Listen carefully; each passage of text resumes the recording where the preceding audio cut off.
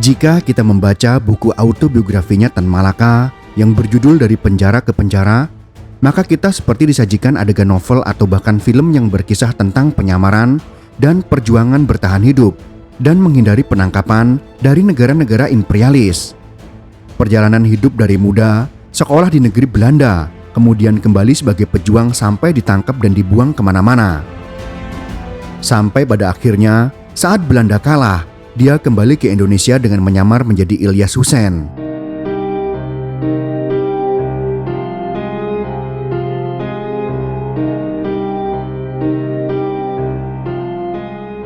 Ilyas Husein alias Tan Malaka bekerja melayani Romusa sampai akhir pendudukan Jepang di suatu tempat pertambangan di Banten Selatan yang bernama Bayah. Tanah di Bayah diketahui kaya akan batu bara sudah sejak era kolonial. Sebuah perusahaan partikelir sudah mendapat izin untuk membuka tambangnya sejak tahun 1903. Kendati hingga Jepang menduduki Pulau Jawa pada bulan April 1942, tambang itu tak kunjung dibuka. Kekayaan alam yang potensial untuk bahan bakar fosil itu pun jatuh ke tangan Jepang. Bayah waktu itu merupakan pusat eksploitasi tambang batu bara. Pasokan kebutuhan batu bara untuk Pulau Jawa yang sebelumnya dipasok dari Sumatera terhenti karena operasi militer pasukan sekutu. Tulis Yudi Latif dalam buku Mata Air Keteladanan, Pancasila dalam Perbuatan, cetakan tahun 2014. Guna keperluan eksploitasi cadangan batu bara yang kala itu diperkirakan hingga 20 juta ton itu, Jepang lebih dulu membuat infrastrukturnya berupa jalur kereta api Bayah Saketi sepanjang 89 km beserta stasiun kecilnya. Namun amat disayangkan, nyaris tidak ada sisa yang tertinggal. Untuk kebutuhan mendesak pembangunan jalur itu, Jepang mendatangkan puluhan ribu Romusa dari Jawa Tengah dan Jawa Timur via ajakan tokoh nasionalis Soekarno alias Bung Karno yang mengetuai Pusat Tenaga Rakyat atau Putra. Pembangunannya dimulai medio 1943 dan selesai pada Maret 1944. Bung Karno tidak hanya memandori proyek yang banyak memakan korban itu, tetapi juga ikut menyingsingkan lengan baju sebagai pekerja bernomor lengan 970. Belakangan, ia menyesalinya.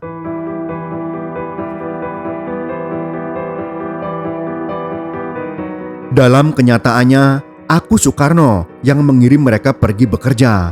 Ya, akulah orangnya. Aku menyuruh mereka berlayar menuju kematian. Ya, akulah orangnya. Aku membuat pernyataan untuk menyokong pengerahan Romusa, kata Bung Karno dalam autobiografinya yang dituliskan Cindy Adams, Bung Karno, penyambung lidah rakyat Indonesia. Saat jalur keretanya sudah rampung, eksploitasi batubaranya pun dimulai. Pemerintah militer Jepang memberi konsensinya kepada perusahaan swasta Bayah Kozan milik keluarga pebisnis Sumitomo. Namun di samping itu, kondisi para Romusa di tambang batubara juga tidak lebih baik dari mereka yang menderita di proyek pembangunan keretanya. Ribuan orang Romusa tewas selama operasi penambangan di Bayah yang saat itu dikenal sebagai wabah kudis, disentri, dan juga malaria. Sementara Jepang yang menikmati hasilnya.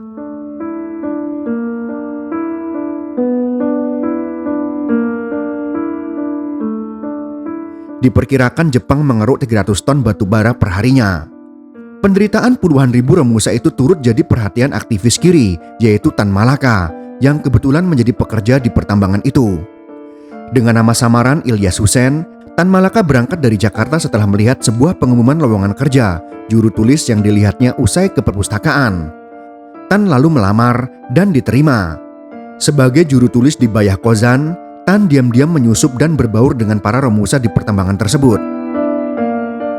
Tan Malaka nyaris tak pernah berdiam di belakang meja. Ia lebih sering belusukan ke beberapa situs tambang di dekat pantai Pulau Manuk untuk melihat lebih dalam kondisi para Romusa. Beberapa kali pula ia mencatat data kematian yang tertinggi mencapai 500 jiwa per bulannya. Inisiatif lainnya, sebagaimana disingkap buku cerita pilu korban kerja paksa Romusa Jepang, adalah dengan menggalang pemuda setempat untuk mendirikan beberapa dapur umum dan rumah sakit darurat. Itu semua ia lakoni karena usulannya kepada Jepang untuk meningkatkan kesejahteraan para pekerja berkali-kali menemui jalan buntu. Kita dapat mempraktikkan rasa tanggung jawab terhadap golongan bangsa Indonesia yang menjadi korban militerisme Jepang. Ucap Tan Malaka dalam memoarnya, Dari Penjara ke Penjara.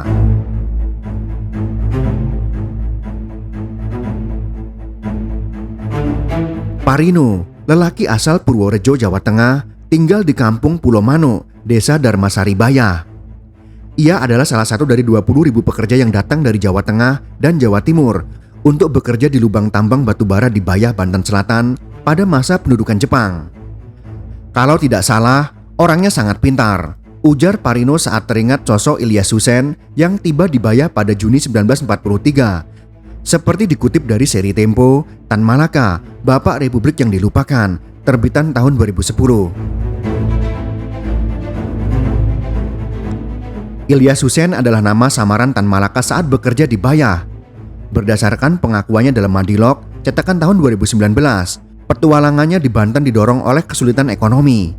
Kesulitan itu membuatnya harus menghentikan penulisan Madilog dan gabungan Aslia. Dalam keadaan seperti itu, seperti yang tertulis dalam autobiografinya, Dari Penjara ke Penjara, cetakan tahun 2014, Tan Malaka membaca informasi di surat kabar. Orang-orang terkemuka supaya mendaftarkan diri ke kantor penasihat bala tentara Dai Nippon, Pegang Saan Timur 36, dengan data sendiri atau mengirimkan keterangan biografi lengkap agar nanti mudah ditempatkan pada kedudukan yang layak. Awalnya ia tidak menaruh perhatian, terlebih ada keterangan hanya orang-orang terkemuka. Namun keputusannya berubah setelah bertemu dengan Dr. Purbacaraka di perpustakaan Gedung Arca. Mula-mula Dr. Purbacaraka meminta kesediaan para pengunjung perpustakaan untuk menerjemahkan tulisan yang dimilikinya ke dalam bahasa Inggris. Tan Malaka menerima permintaan tersebut. Setelah itu, Dr. Purbacaraka menganjurkan Tan Malaka untuk mendatangi kantor sosial di Tanah Abang US untuk mencari pekerjaan. Tempat tersebut ternyata kantor urusan Romusa. Salah satu pegawai kantor mendatanginya dan menanyakan kesediaan untuk bekerja di tambang batubara di Bayah yang dikelola oleh perusahaan Bayah Kozan Sumitomo. Tan Malaka menyanggupi dan harus kembali ke kantor tersebut keesokan harinya. Menurutnya saat itu terdapat sekitar 50 pelamar, sedangkan yang dibutuhkan hanya sekitar 30 orang. Tan Malaka hampir mengurungkan niatnya karena terkendala kelengkapan administrasi, yakni ijazah SMP hingga SMT dan HBS pada masa kolonial Belanda, serta surat keterangan lainnya. Namun, karena ia lulusan Mulo kelas 2 dan pernah bekerja di kantor impor Jerman di Singapura, maka ia diluluskan. Esoknya ia bersama 29 orang lainnya berangkat ke Bayah dari stasiun Tanah Abang. Setelah sampai di Malingping, perjalanan dilanjutkan menggunakan truk. Hari pertama di Bayah, dalam kondisi mabuk kendaraan, Tan Malaka menginap di rumah bambu beratapkan rumbia. Esoknya para pekerja dibawa ke kantor dan menuliskan riwayat masing-masing. Hal ini menurutnya dilakukan sebagai langkah Jepang untuk mengetahui riwayat orang-orang dan segala perkumpulan yang pernah diikutinya. Tahu bahwa Jepang anti komunis, Tan Malaka mengisi lembar riwayat yang disediakannya dengan nama samaran Ilyas Husein, keluaran dari Mulo di kelas 2 dan bekas juru tulis suatu firma di Singapura. Ia kemudian ditempatkan di bagian gudang. Hari-harinya dihabiskan untuk mengangkat barang dan tidak ada waktu untuk sekedar duduk dan menulis di atas meja. Ia terpaksa harus menulis, ia mesti mencari sendiri kursi dan mejanya yang berasal dari peti. Setelah kurang lebih 6 bulan, ia dipindahkan ke kantor untuk mengurus para romusa yang masuk dan keluar di perusahaan ini. Pada saat itulah Tan Malaka menyaksikan tragisnya nasib romusa. Untuk memastikan ketersediaan romusa, seorang Soncho, yaitu asisten Wedana, memperdaya rakyatnya. Beberapa romusa yang putus asa dan menyadari dirinya akan dikirim ke Bayah untuk kerja paksa, tak segan melarikan diri dengan cara melompat dari kereta api, baik ketika berhenti di stasiun maupun saat berjalan. Pada masa inilah ia berhubungan dengan para danco romusa. Kepada mereka, Tan Malaka berpesan, "Jagalah supaya upah romusa yang sudah rendah itu semuanya sampai ke tangannya. Janganlah romusa disuruh kerja lebih dari waktunya atau di tempat yang tiada sehat atau berbahaya." Saat itu kondisinya memang serba memprihatinkan. Para pekerja banyak yang mengidap penyakit dan mati. Terhitung antara 400 sampai 500 Romusa yang meninggal dalam 1 bulan. Sikap empati Tan Malaka terhadap para Romusa membuatnya sangat dihormati. Perhatiannya kian luas terhadap masyarakat Baya. Saat ia ditunjuk menjadi wakil sementara Ketua Badan Pembantu Prajurit atau BPP, ia menjalin hubungan dengan para pengurus BPP di seluruh cabang Baya. Tan Malaka juga berhubungan dengan tentara peta, termasuk membantu keluarga-keluarga dari para prajurit peta hingga Heiho. Selanjutnya ia mengadakan dapur umum, kebun sayur, orkestra, hingga mendirikan klub sepak bola dan sandiwara yang bernama Pantai Selatan. Ini ia lakukan dalam upaya memperbaiki keadaan para Romusa dan masyarakat di Tanah Baya.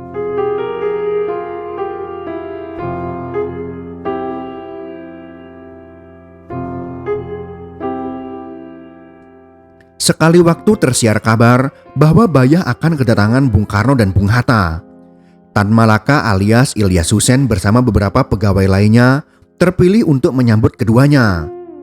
Bung Karno seperti biasa berpidato. Menurut Tan Malaka, dalam buku Dari Penjara ke Penjara, cetakan tahun 2014, isi pidatonya tidak berbeda jauh dengan yang sering diucapkannya dalam rapat raksasa, radio, dan juga surat kabar. Dalam pidato itu, Bung Karno menyampaikan bahwa kewajiban para pekerja di perusahaan Baya Kozan Sumitomo ialah memberi bantuan sepenuhnya untuk meningkatkan hasil batubara. Setelah keduanya berpidato, panitia penyambutan mempersilahkan hadirin untuk bertanya. Saat Tan Malaka sedang menyiapkan kue dan minuman, terdengar jawaban-jawaban yang diisi dengan candaan kepada para penanya. Dengan tergesa-gesa, ia meletakkan hidangan dan mengajukan pertanyaan.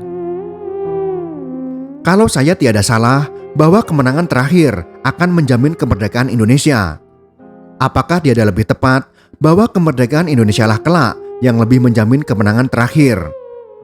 Bung Karno menanggapinya dengan mengatakan bahwa jika Jepang memberikan kemerdekaan sekarang juga, maka ia tidak akan bersedia menerima kemerdekaan itu. Tan Malaka hendak melanjutkan perdebatan, namun tidak terlaksana. Ia tidak diizinkan untuk kembali berbicara.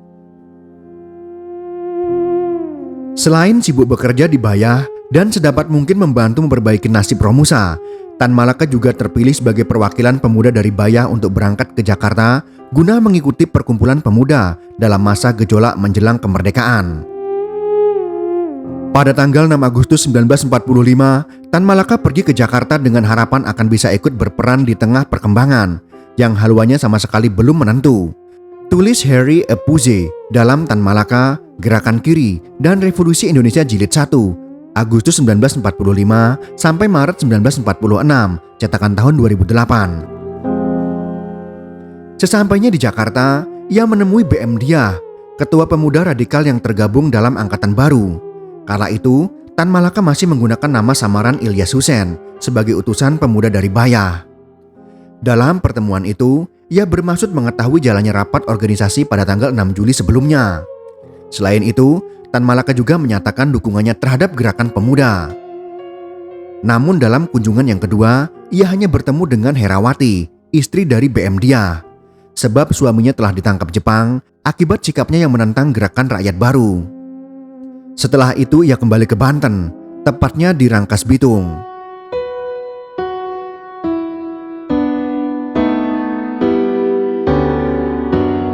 Pada tanggal 9 Agustus tahun 1945, ia berpidato dalam rapat rahasia perwakilan-perwakilan pemuda Banten.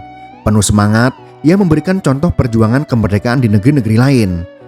Tujuannya adalah untuk menggugah semangat para pemuda dan meramalkan bahwa dalam waktu dekat, Jepang akan mengalami kekalahan. Pada kesempatan itu pula, Tan Malaka menyampaikan bahwa kemerdekaan harus direbut oleh para pemuda dan jangan mengharapkan kemerdekaan sebagai hadiah yang diberikan Jepang. Setelah itu ia kembali ke Jakarta. Pada tanggal 14 Agustus tahun 1945, Tan Malaka menemui Sukarni. Kala itu Tan Malaka yang masih memakai nama Ilyas Husein berpendapat bahwa proklamasi kemerdekaan semakin dekat. Hal ini membuat Sukarni tergugah. Menurut Harry Epouze, dalam Tan Malaka, Gerakan Kiri dan Revolusi Indonesia Jilid 1, Agustus 1945 sampai Maret 1946, cetakan tahun 2008. Tan Malaka selanjutnya menemui para pemuda lain seperti Khairul Saleh dan Khalid Rashidi yang merupakan aktivis pemuda Menteng 31. ia juga bertemu dengan kakak beradik Anwar dan Harsono Cokro Aminoto. Beberapa hari kemudian, proklamasi kemerdekaan pun dibacakan. Dan 4 tahun setelah itu, Tan Malaka gugur, dieksekusi tentara yang merupakan bangsanya sendiri. Itulah sekelumit kisah tentang Soekarno yang terlibat propaganda Romusa dan Tan Malaka yang berjuang membela Romusa. Semoga kisah sejarah ini bisa bermanfaat untuk kita semua. Jika kalian suka dengan video ini, silakan berikan jempol ke atas. Dan jika kalian menganggap video ini bermanfaat, maka bagikanlah untuk teman-teman Anda yang lain. Terima kasih sudah menonton.